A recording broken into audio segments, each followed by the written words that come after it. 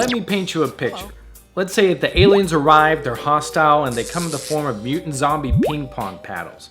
It's up to you to ward them off, but you have to use ping pong balls, which just so happens to be their kryptonite. So you need to make this ping pong ball machine gun that'll send them back to their planet. Hey, it could happen. Except instead of mutant alien zombie ping pong paddles, maybe it's a squirrel eating your tomato plant.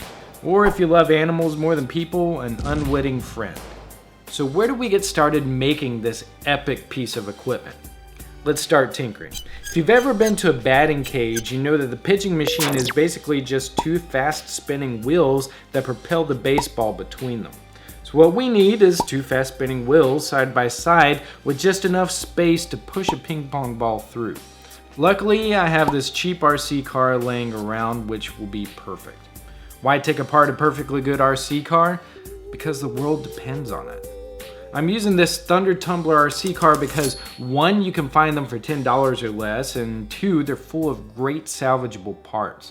So removing any batteries and unscrewing the top, we find the brains that control everything. You can easily unscrew this and then remove the back covering and unscrew the motor mounts for the wheels. Then reconnecting the battery pack, we can test it out. Now, with this setup, there's tons of potential for remote control projects that we could make. But for now, we're just gonna stick with our original plan. So far, everything is working great. Now next, we need some way to mount them. Going the uber cheap route, I just decided to use an empty box. I took some measurements of the ping pong balls as well as the wheels, gearboxes, and motors, and just estimated how far apart they should be to launch the ping pong balls. After mounting the wheels, I gave it a test run with sexy slow-mo success. If you want to stop here, all you have to do is secure the motors down and make a funneling system for the ping pong balls, and old toilet paper rolls work perfect for that. But you know me, I always want to take things an irritatingly unnecessary step further. I wanted to beef it up with an Arduino and add motion control so that it turns on whenever someone passes in front of it.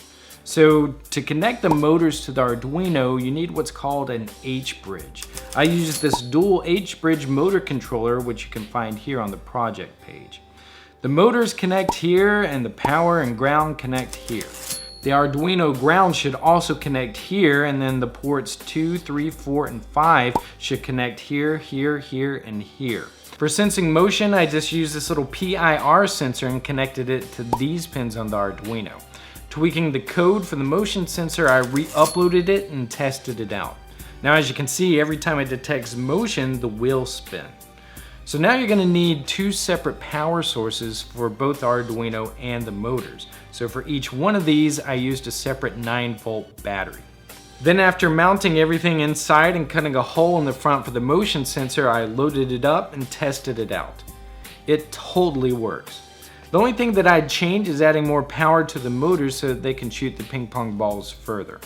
Also, a nice coat of paint wouldn't hurt either. What would you do with an old RC car? Something similar? Let me know in the comments below. Also, what ideas would you like me to cover next? Submit or vote for your favorites at tinkernut.com/ideas.